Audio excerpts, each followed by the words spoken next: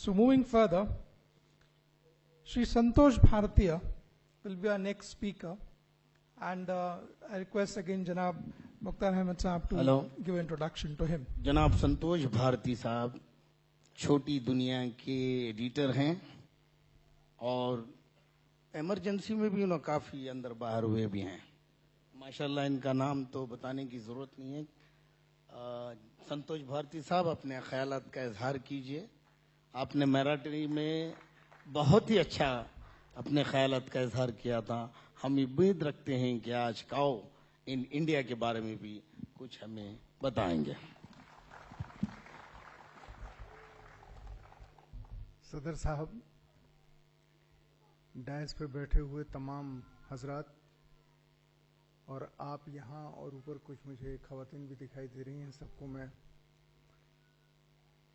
आदाब कहता हूँ।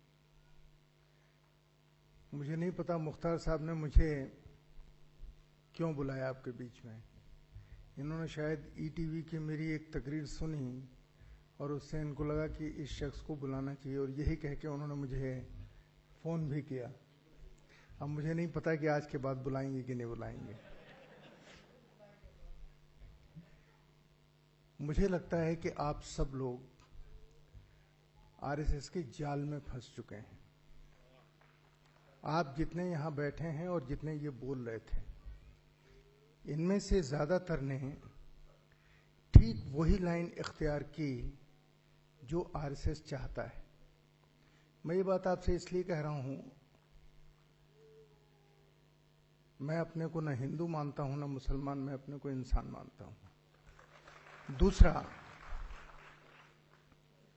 मैं सहाफ़ी हूँ, मैं जर्नलिस्ट हूँ और मेरे पास खबरें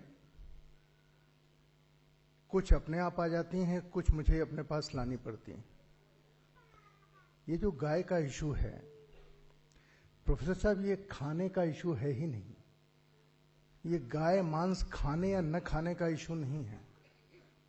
ये प्योर पॉलिटिकल इशू है और इस जहां से ये इशू खड़ा हुआ वो बिहार इलेक्शन के बीच में खड़ा हुआ और मैं बिहार के आप सबसे गुजारिश करूंगा कि बिहार के मुसलमानों के लिए ताली बजाइए और उन्हें शाबाशी दीजिए कि वो आरएसएस के जाल में नहीं फंसे।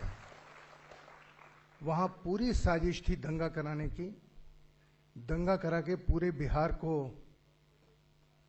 पोलराइज करने की, ताकि एक तरफा भारतीय जनता पार्टी की वहां सरकार बन सके। बिहार के मुसलमान उस जाल में नहीं फंसे और मैं ये लिख चुका हूं, टेलीविजन पे भी कह चुका हूं। अब सवाल देश के मुसलमानों का है, क्या देश के मुसलमान इस जाल में फंस जाएंगे?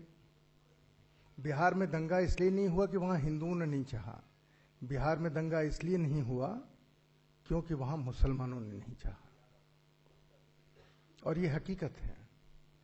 लेकिन देश के मुसलमान अगर इस जाल में फंस गए तो ये दंगा 47 से भयानक दंगा होगा, जिसकी पूरी तैयारी इस देश में कुछ खास ताकतों के जरिए की जा रही है और उस तैयारी में ये छोटे छोटे इशू हैं जिनमें गाय भी एक इशू है। आप उसके खाने न खाने के ऋग्वेद और उपनिषद के उदाहरण दे रहे हैं। ये बहस ही नहीं है वहां पे। बहस तो एक जो सेकुलर फेंस पे खड़ा हुआ हिंदू है उसके मन में जहर घोलने की ये साजिश है। गाय का मांस खाएं या न खाएं ये आरएसएस का मुद्दा है ही नहीं। अगर ये मुद्दा होता तो इस देश के जितने कत्ल खाने चल रहे हैं उनमें हिंदुओं की या जो मुसलमान नहीं है उनकी तादाद ज्यादा कैसे होती? ज्यादातर के तो मालिक वही हैं जो मुसलमान नहीं है, जिनको हम हिंदू कहते हैं। कैसे चल रहे हैं? हिस्सेदारी उनकी क्यों होती? या अभी किसी ने संगीत सॉन्ग का नाम लिया, आपने लिया, एमएलए साहब ने। संगीत सोम क्यों डायरेक्टर होता किसी कत्ल खाने का? इशू नहीं है। इशू है इस देश में हिंदू मुसलमान दंगा कराना, क्योंकि मौजूदा सरकार मुसलमानों को मानती ही नहीं कि ये कोई चीज है। आपने कभी नरेंद्र मोदी जी के मुंह से, अमित शाह के मुंह से, अपने स्टेट के किसी भारतीय जनता पार्टी के नेता के मुंह से पिछले 1.5 साल में माइनॉरिटी शब्द सुना है, या मुसलमानों के लिए कुछ करना चाहिए सुना है? नहीं सुना होगा, क्योंकि वो आपको मानते ही नहीं कि आपकी कोई एंटिटी है। और आपने अपने जाल में फंस करके अपने को इतना ज्यादा बांट लिया है कि आपकी कोई कहीं ताकत रही नहीं, आप न्यूट्रल हो चुके हैं पॉलिटिक्स में। आपके नेता आपको धोखा दे चुके हैं। जितने मुस्लिम लीडर्स हैं वो पहले कांग्रेस के पेरोल पे थे, आज भारतीय जनता पार्टी के पेरोल पे हैं। ये बात मैं इसलिए कह रहा हूं क्योंकि अगर गाय का सवाल होता तो जितने भी विश्व हिंदू परिषद के लोग हैं, जितने भी भारतीय जनता पार्टी की या आरएसएस के लोग हैं, इन सबके घर में एक एक गाय बंधी होती। इनके घरों में गाय नहीं बनती। ये गाय पालते नहीं हैं, ये गाय का दूध नहीं पीते हैं, लेकिन गाय को बचाने की बात करते हैं। ये धार्मिक नहीं, ये पॉलिटिकल इशू है। हम दिल्ली में रहते हैं, हम दिल्ली में देखते हैं सड़कों के ऊपर शाम से गाय घूमने लगती है और सवेरे सड़कों से गायब हो जाती है। किनके घरों में जाती है? उनके घरों में जो मुसलमान नहीं होते और जो उसके गोबर को या उस गाय से दूध लेते हैं। मुझसे बनारस में एक मुस्लिम लड़के ने, किसी मीटिंग में मैं बैठा हुआ था, अभी 8-9 महीने पहले की बात है, एक किसी ने सवाल किया कि मुसलमान तो गाय खाते हैं, गाय काटते हैं। वो लड़का खड़ा हुआ, शायद मुसलमान ही रहा होगा, क्योंकि उसने कहा कि एक चीज बताइए, आप लोग सवाल उठा रहे हैं, हम कोई गाय की खेती करते हैं? हम गाय कहीं पैदा करने का फार्म हाउस हमने चला रखा है? मुसलमानों के लिए कह रहा था। गाय खेतों में तो पैदा होती नहीं है। गाय हमको कौन देता है? उसने कहा गाय हमको वही देते हैं जो गाय को अपनी माता कहते हैं। गाय हमको वही बेचते हैं जो गाय को माता कहते हैं, जो गाय पालते हैं। और जब वो हमें देते हैं, वो शायद उसी तरह देते हैं जैसे बूढ़े होने पर अपने माँ बाप को लोग वृद्धाश्रम में, ओल्ड एज होम में भेज देते हैं। ठीक उसी तरह वो अपनी माँ को अपने घर से निकालकर सड़क पर छोड़ देते हैं, कुछ हमको बेच देते हैं।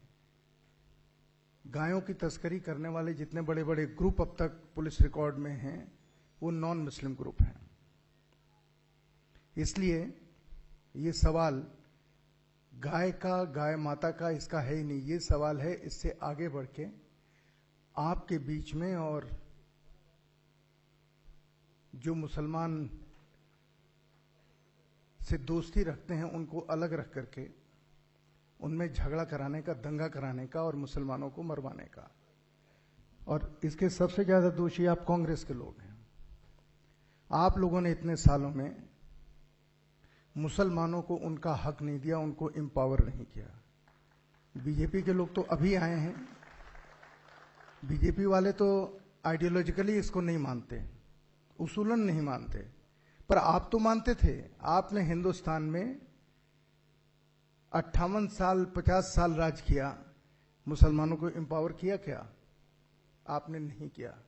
आपने मुसलमानों के लिए अपॉर्चुनिटीज पैदा की क्या? नहीं की।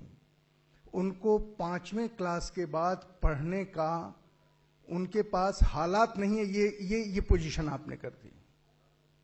इसलिए अभी आप ईमानदारी से एक बात कह रहे थे, लेकिन आप लोगों ने उसके ऊपर अमल नहीं किया। आप कह रहे थे कि दलित, आदिवासी और मुसलमान एक हों। आपने एक किया क्या? मैं इंडिविजुअल आपको नहीं कह रहा हूं, पार्टी को कह रहा हूं। आपने किया क्या?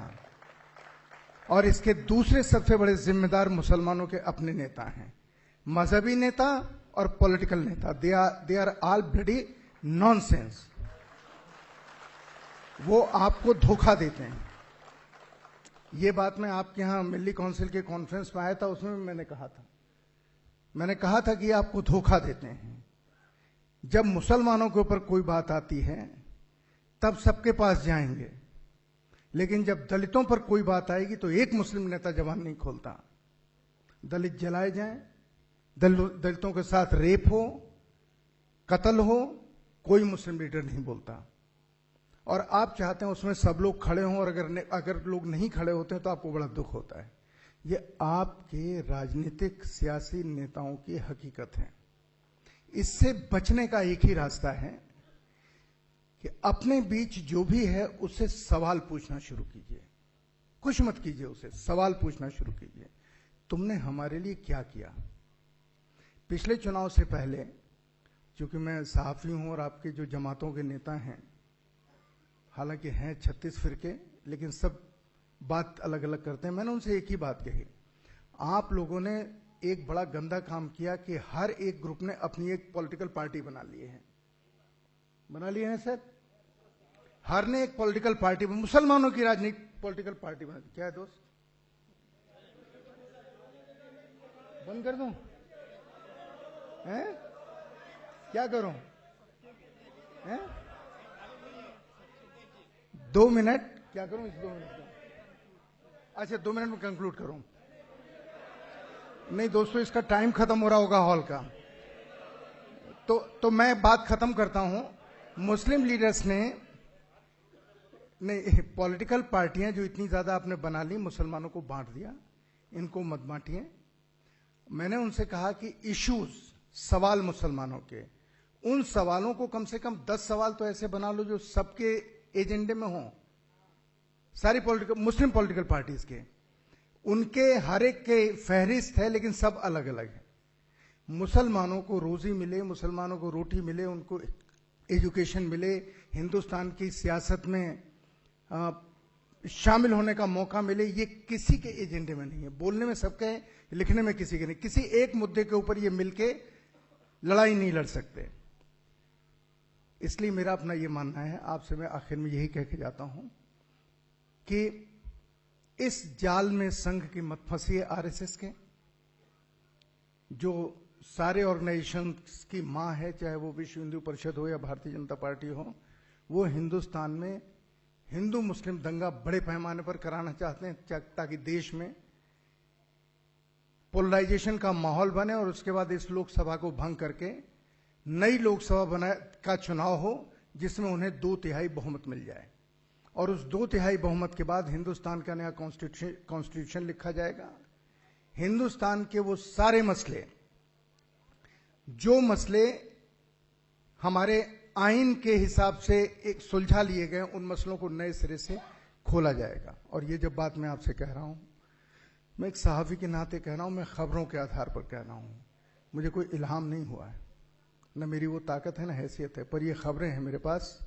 अगर ये खबरें झूठी हैं, मैं कान पकड़ के माफी मांगता हूं, लेकिन अगर ये सही हैं तो इसके जाल में और कोई फंसे या न फंसे, कम से कम आप न फंसे, ये इल्तिजा करके, खुदा से दुआ करके आपके बीच से आपसे इजाजत लेता हूं। शुक्रिया संतोष भाई, बहुत बहुत शुक्रिया। आई एम सॉरी कि अचानक लड़का आपको चिट्ठी दे दिया। सुनने वाले तो आपसे गुजारिश कर रहे थे, माफी चाहता हूं आपसे। मैं कह रहे हैं कि संतोष साहब के घर को आग लग गई घर के चिराग से। इनका एक ही मकसद है, वो कहना चाह रहे थे, अचानक जो है हमारे वॉलंटियर ने चिट्ठी दे दिया। मैं इसके लिए माफी चाहता हूँ। शुक्रिया। और मैं इस पे यही कह दूं श्री संतोष भारती जी को कि चिट्ठी सिर्फ आपको ही नहीं दी गई, सबको दी गई थी। The hateful of the community, and I believe with a good reason, not by being trying to be harsh or and pointing out the faults in the community. The audience was listening with such rapt attention and wanting him to speak more. So that, I guess, it's a beautiful audience here. Alhamdulillah. So the चिट्ठी का controversy हम ना करें और गाय पे चर्चा जो है हम जारी रखें।